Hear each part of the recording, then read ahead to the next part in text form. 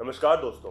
हाल ही में सरकार ने फाइनेंस एक्ट 2023 की सेक्शन 43 की एच के माध्यम से एक नया रूल लागू किया है, जिसके तहत एक कंपनी या कोई भी इंटरप्राइज अगर किसी भी माइक्रो या स्मॉल इंटरप्राइजेस से कोई गुड्स या सर्विसेज लेती है तो वो उसके उन इनवॉइसेस को एक एक्सपेंस के तौर पर अपनी बुक्स में तभी शो कर सकते हैं और इनकम टैक्स में भी कटौती तभी करवा पाएंगे अगर उस लिए हुए सामान या सर्विसेज की पेमेंट उन्होंने एक्चुअल में की हो। एमएसएमईज के लिए ये बहुत अच्छी और महत्वपूर्ण खबर है, क्योंकि इससे कोई भी कंपनी अगर एक एमएसएमई यूनिट की पेमेंट निर्धारित समय के अंदर नहीं करती तो फिर उन्हें सरकार को ज़्यादा टैक्स देना होगा, क्योंकि पहले की तरह अब वो उस लिए हुए गुड्स या सर्विसेज को अपनी बुक्स में खर्चे के तौर पर तब तक नहीं दिखा पाएंगे जब तक वो उसकी एक्चुअल पेमेंट करा नहीं देते। इस लॉ के आने से पहले कोई भी इंटरप्राइजेस सिर्फ इनवॉइस मिलने पर ही उसे एक एक्सपेंस के तौर पर दिखा देते थे, फिर चाहे उनकी पेमेंट एक्चुअल में होती थी या नहीं। लेकिन इस नए लॉ आने के बाद वो ऐसा नहीं कर पाएंगे।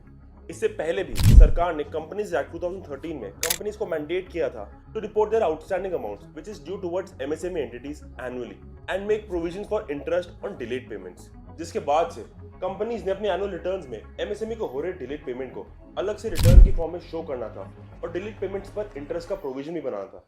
ये नया अमेंडमेंट उसी दिशा में सरकार का एक नया कदम है। तो आइए इस वीडियो में डिटेल में जानते हैं कि ये नया लॉ असल में क्या है, इसकी प्रैक्टिकल एप्लीकेबिलिटी कब से और कैसे होगी, और अगर आप एक एमएसएमई हैं और इस लॉ का लाभ उठाना चाहते हैं तो आपको क्या क्या करना होगा। तो चलिए शुरू करते हैं। Section 43PH states that any sum payable by the SEC to a micro small enterprise beyond the time limit specified in the Section 15 of the MSME Act shall be allowed only for computing the income for the year in which the sum has actually been paid. This is irrespective to the previous year in which the liability to pay the sum was incurred as per the accounting method regularly employed. इससे हमें पता चलता है कि company को किसी भी vendor को जो एमएसएमई के अंडर माइक्रो और स्मॉल कैटेगरी में रजिस्टर्ड है तो उसे एमएसएमई एक्ट 2006 की सेक्शन 15 के अकॉर्डिंग में ही पेमेंट करनी होगी, तभी वो सामान के एक्सपेंस को अपनी बुक्स में शो करके इनकम टैक्स में कटौती करवा सकता है और उसका बेनिफिट ले सकता है। अब यहाँ ये जानना भी जरूरी है कि section 15 of the MSME act में पेमेंट के लिए क्या निर्देश है। तो section 15 of the MSME act के according where any supplier supplies any goods or renders any services to any buyer, the buyer shall make payment thereof on or before the date agreed upon between him and the supplier in writing, and when there is no agreement then the payment has to be made before the appointed date. The section further states that in no case the period agreed upon between the supplier and the buyer in writing shall exceed 45 days from the date of acceptance or the date of deemed acceptance. यहाँ पे section 2B of the MSME Act भी जाना जरूरी है, which states the definition of the appointed date, जिसके according appointed day means the day following immediately after the expiry of the period of 15 days from the date of acceptance or the date of deemed acceptance of any goods or any services by a buyer from a supplier. इसका मतलब ये है कि अगर आपका buyer के साथ agreement है तो पेमेंट उसे निर्धारित समय के अंदर अंदर ही देनी है और किसी भी परिस्थिति में ये समय 45 दिनों के ऊपर नहीं जा सकता, अगर पार्टीज आपस में डिसाइड करती तो भी नहीं।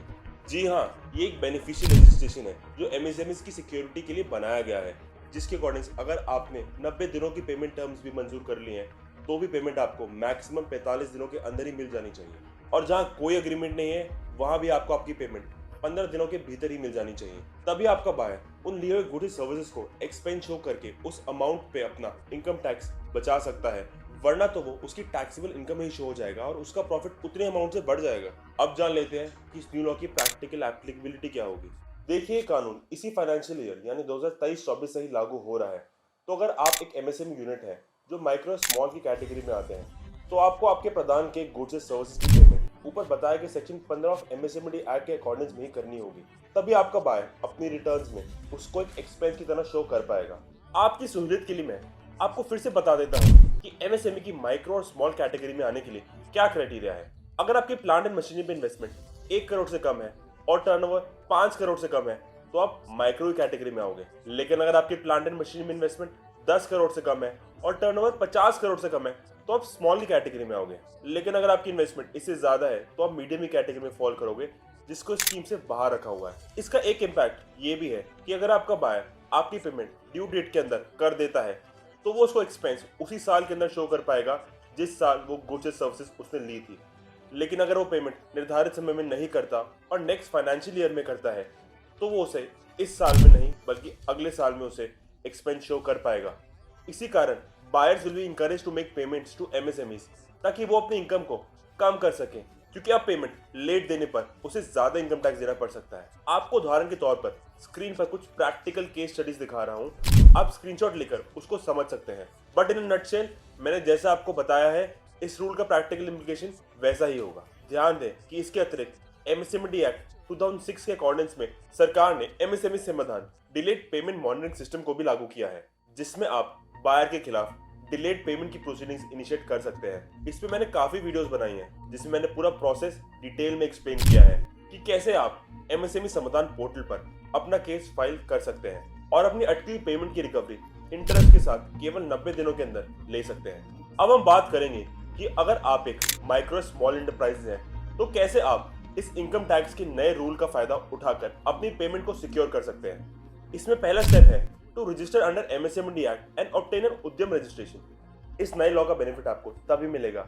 अगर आप एक रजिस्टर्ड एमएसएमई यूनिट है, जिसके लिए बहुत जरूरी है कि आपके पास आपका उद्यम रजिस्ट्रेशन हो, जिसको रजिस्टर करने का प्रोसेस बहुत सिंपल है और आप ऑनलाइन इसे 10 से 15 मिनट के अंदर ही ऑब्टेन कर सकते हैं। इसके रजिस्ट्रेशन के पूरे प्रोसेस के लिए हमने एक वीडियो बनाई है, आप हमारे चैनल पर चेक कर उसे देख सकते हैं। इसमें अब आपका दूसरा स्टेप होगा इस टू मेंशन योर उद्यम registration and category on your invoices. ध्यान दें कि आपके जो भी इनवॉइसेस या कोटेशन होते हैं उस पे आपका एमएसएमई रजिस्ट्रेशन नंबर होना बहुत जरूरी है, ताकि आपके बायर को पता चल जाए कि आप एक रजिस्टर्ड माइक्रो या स्मॉल एंटरप्राइज हैं और जरूरत आने पर आप उनको अपने एमएसएमई रजिस्ट्रेशन की कॉपी भी भेज सकते हैं, ताकि आपकी पेमेंट टर्म्स भी उसके अकॉर्डेंस में ही हो। The third step is to communicate your buyer about your MSME registration. अगर आप ऑलरेडी बिल रेज कर चुके हैं तो आप अभी भी अपने बायर को बता सकते हैं कि आप एक माइक्रो स्मॉल एंटरप्राइज है और section 43B(H) of the financial act के कंप्लायंस के लिए इनको इसी फाइनेंशियल ईयर में आपकी पेमेंट करनी होगी। आपकी सहूलियत के लिए एक ड्राफ्ट ऑफ कम्युनिकेशन मैं स्क्रीन पर दिखा रहा हूँ, जो आप अपने बायर को भेज सकते हैं। इसकी सॉफ्ट कॉपी का लिंक भी आप डिस्क्रिप्शन बॉक्स में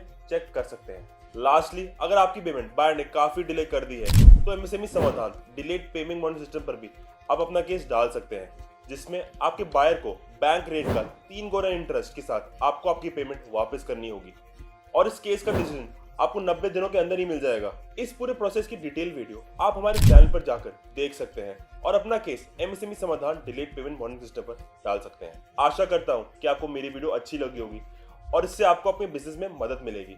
पेमेंट रिकवरी से जुड़ी और वीडियोस के लिए आप मेरे चैनल पर जाकर चेक कर सकते हैं, उसका लिंक मैंने डिस्क्रिप्शन बॉक्स में भी शेयर किया हुआ है। इस वीडियो को ज्यादा लोगों तक शेयर करें ताकि सबको इससे मदद मिल सके। पेमेंट रिकवरी से जुड़े किसी भी इशू को आप अभी स्क्रीन पर आ रहे नंबर्स पर कॉल कर पूछ सकते हैं। मेरी टीम आपकी पूरी सहायता करेगी। मिलूंगा आपसे मैं अपनी अगली वीडियो में, तब तक के लिए जय हिंद, जय भारत।